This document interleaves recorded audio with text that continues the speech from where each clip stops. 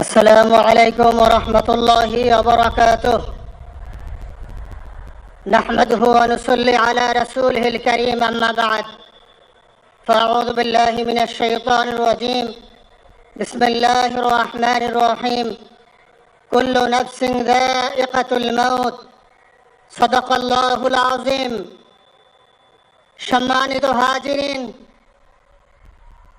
আজকের এই লক্ষ লক্ষ তৌহিদি জনতা, আপনারা হাজির হয়েছেন আমার কলিজার টুকরা ছোট ভাই শহীদ শরীফ ওসমান হাদির জানাজার নামাজে অংশগ্রহণ করার জন্য।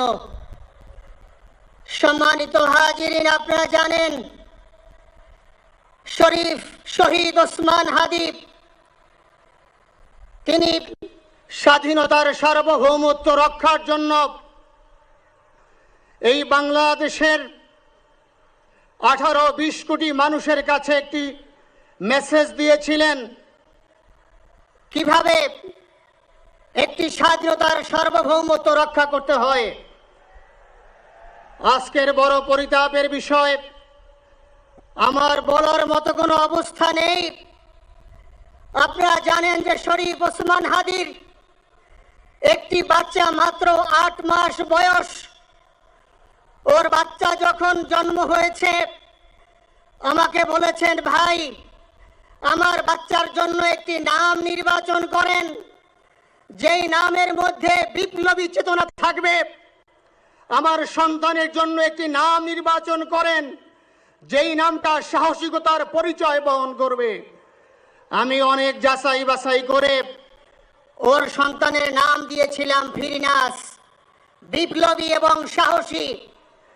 সম্মানিত ভাইয়েরা, আজকের ওর সন্তানের চেহারার দিকে তাকানো যায় না।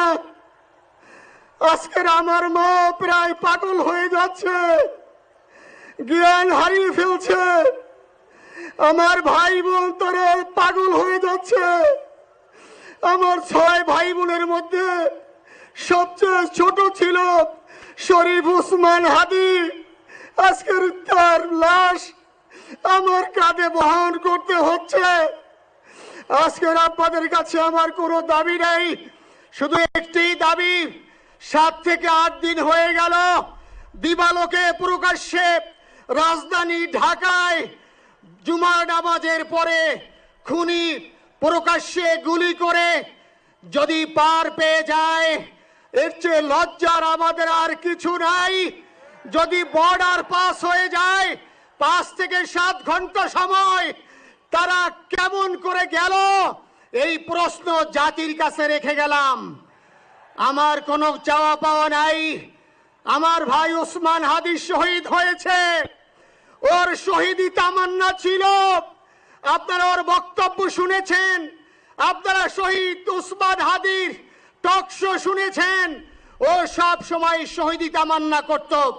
হয়তো আল্লাহ তাআলা ওর শহীদি সেই মত নসিব করে দিয়েছেন।